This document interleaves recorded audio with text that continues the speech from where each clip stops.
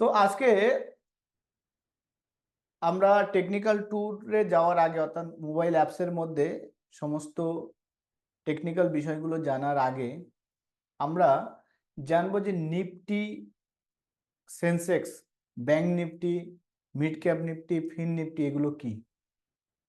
তো কেউ আমাকে বলতে পারবেন নিফটি কি? আপনারা কি জানেন নিফটি? না স্যার, নিফটি হচ্ছে যে আমাদের মানে মার্কেটে টপ 50টা কোম্পানিকে নিয়ে স্যার নিফটি গঠিত হয় স্যার। ওকে, ঠিক বলেছেন। আর কেউ বলবেন?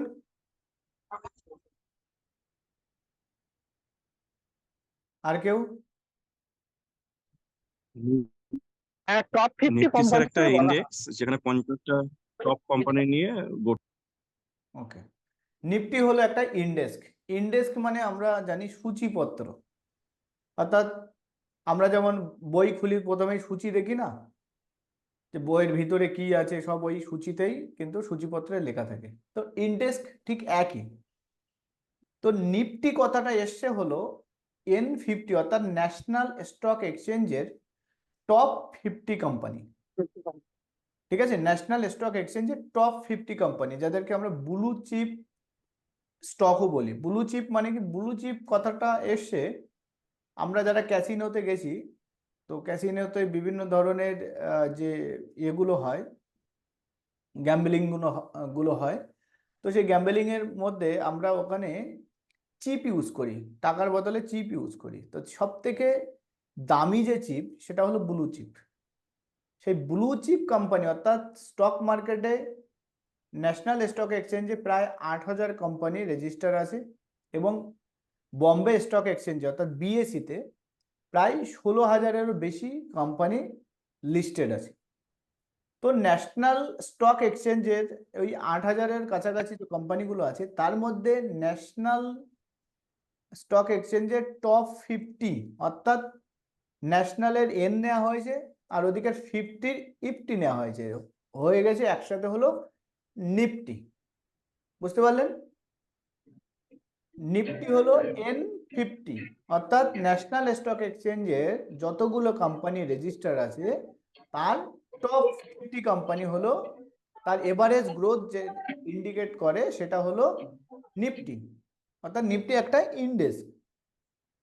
বম্বে স্টক এক্সচেঞ্জের বম্বে স্টক এক্সচেঞ্জের টপ 30 কোম্পানি, বিভিন্ন সেক্টরের টপ 30 কোম্পানি যাদের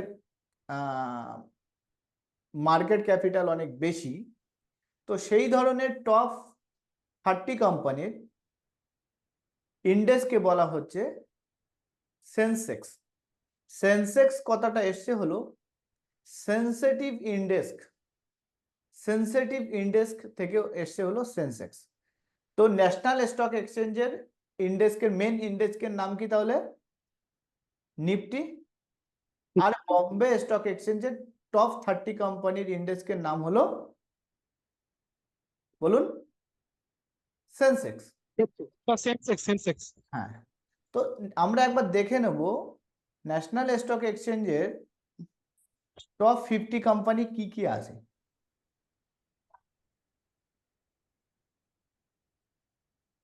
আমি গুগল ক্রোম একবার শেয়ার করছি আপনাদের কাছে।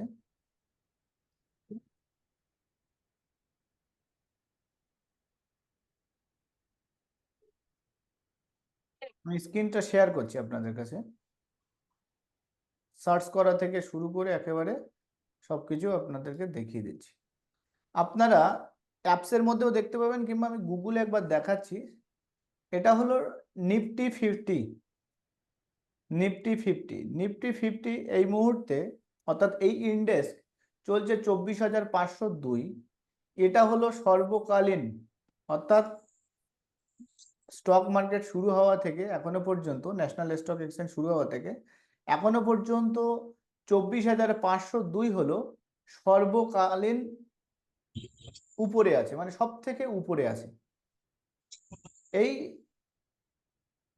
ন্যাশনাল স্টক এক্সচেঞ্জের টপ 50 কোম্পানি অর্থাৎ নিফটি 50।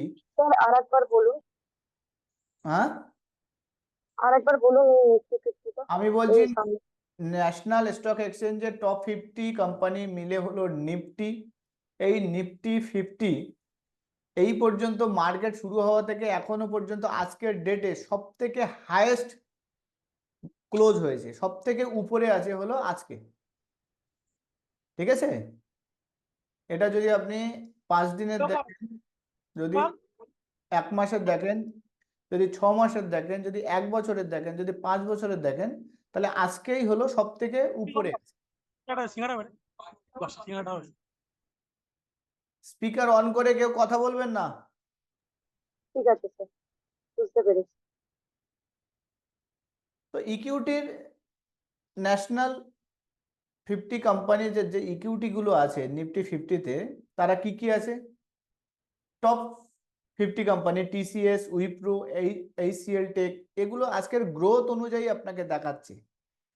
যে কোম্পানি সব থেকে বেশি গ্রোথ দিয়েছে পার্সেন্টেজ ওয়াইজ, তারটা আজকে সবার উপরে দেখাচ্ছে, আর যে সব থেকে বেশি লস করেছে তারটা সব থেকে নিচে দেখাচ্ছে। তো আজকে দেখুন ওভারঅল নিফটি কিন্তু 186 পয়েন্ট, ওভারঅল নিফটি 186 পয়েন্ট উপরে আছে, অর্থাৎ 0.77% উপরে আছে। এর মধ্যে কি কি কোম্পানি আছে আমরা দেখছি, দেখুন একবার আমি জুম করে দিচ্ছি। টিসিএস আছে, টাটা কমিউনিকেশন সার্ভিস, উইপ্রো আছে, এইচসিএল টেক আছে, ইনফোসিস আছে, আপনার টেক মাহিন্দ্রা আছে, এগুলো শর্ট ফর্ম। এলটিআইএম আছে, ডক্টর রেড্ডি আছে, শ্রীরাম ফাইন্যান্স আছে, টাটা কনজিউমার আছে, অ্যাক্সিস ব্যাংক আছে, গ্রোজিম আছে, জেএসডব্লিউ স্টিল আছে, রিলায়েন্স আছে, লার্সেন টুব্রো আছে, আল্ট্রা আল্ট্রা সেমকো আছে, মানে আল্ট্রা কেমিক্যাল কোম্পানি যেটা সিমেন্ট হয়তো, ওএনজিসি আছে, বাজাজ ফাইন্যান্স আছে, ব্রিটানিয়া আছে, বাজাজ ফিনসার্ভ আছে, হিন্দুস্তান ইউনিলিভার আছে, আইসার মোটর আছে, এসবিআই আছে, শিপলা আছে, ইন্ডোসিন ব্যাংক আছে, এইচডিএফসি ব্যাংক আছে, সান ফার্মা আছে, এইচডিএফসি লাইফ আছে, মাহিন্দ্রা অ্যান্ড মাহিন্দ্রা আছে, হিরো মোটর কোম্পানি আছে, নেসলে ইন্ডিয়া আছে, এনটিপিসি আছে, আইটিসি আছে, আদানি পোর্ট আছে, এসবিআই লাইফ আছে, পাওয়ার গ্রিড আছে, টাটা মোটরস আছে, আইসিআইসিআই ব্যাংক আছে, এরকম করে টোটাল 50টা আছে। আজকে সব থেকে গেনার হলো টিসিএস, যে 186 পয়েন্ট বেড়েছে, সরি 258 পয়েন্ট বেড়েছে, অর্থাৎ 6% বেড়েছে এই কোম্পানি, 6.59% বেড়েছে।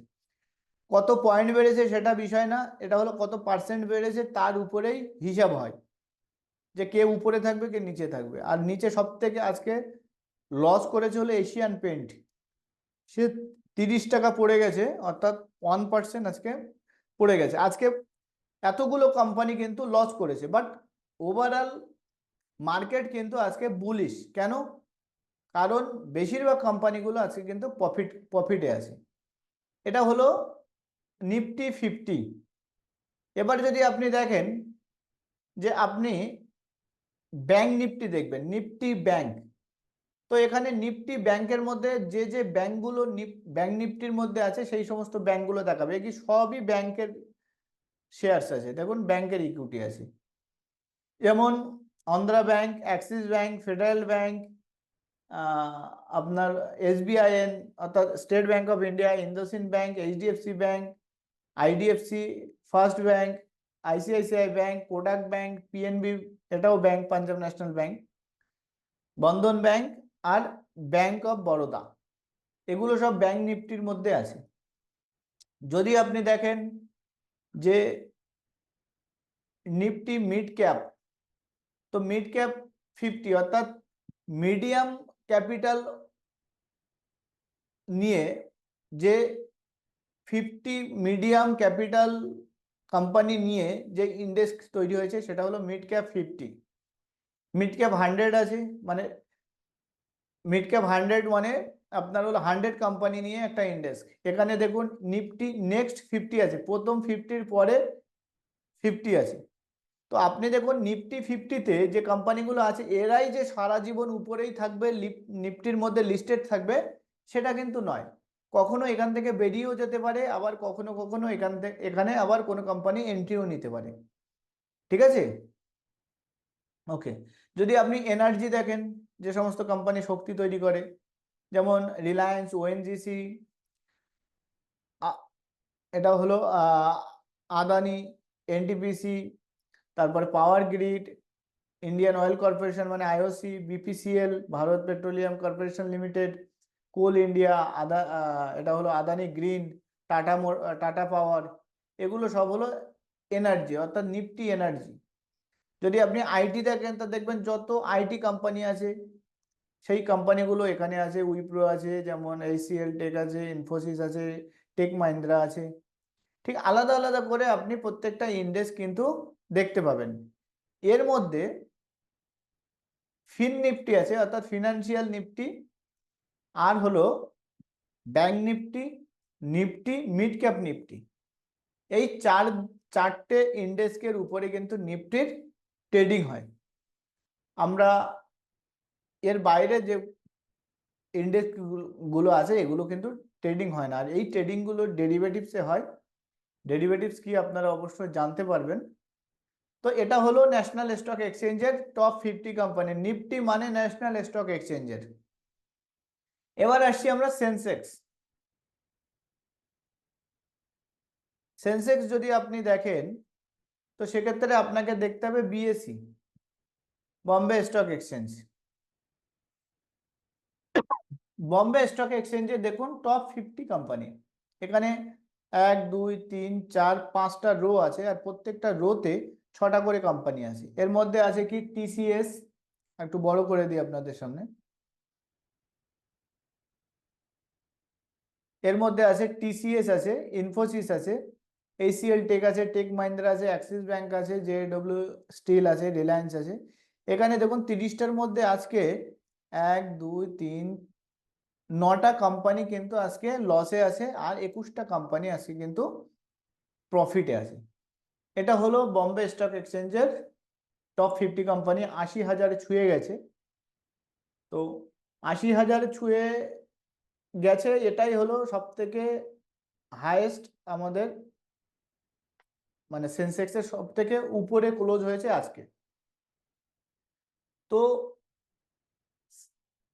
বম্বে স্টক এক্সচেঞ্জের যে ইন্ডেক্স, এই ইন্ডেক্সের মাধ্যমে আমরা ভারতবর্ষের যে ওয়েলথ, সম্পদ যে কতটা বাড়ছে, তার গ্রোথ, মার্কেটে কত অ্যামাউন্ট বাড়ছে তার গ্রোথ কিন্তু বম্বে স্টক এক্সচেঞ্জের গ্রোথ দেখে বুঝতে পারি। 1,000 সেন্সেক্স বাড়া মানে ভারতবর্ষের টোটাল ওয়েলথ, ভারতবর্ষের মার্কেটের টোটাল ওয়েলথ 4 লক্ষ কোটি টাকা বেড়ে যাওয়া। 1,000 বাড়া মানে 4 লক্ষ কোটি টাকা বেড়ে যাওয়া। আর যদি মার্কেট যদি 1,000 পয়েন্ট নেমে যায় তাহলে প্রায় 4 লক্ষ কোটি টাকা, 4 লক্ষ কোটি টাকা মার্কেট থেকে গায়েব হয়ে গেছে, অর্থাৎ মার্কেট থেকে উঠে গেছে। ঠিক আছে।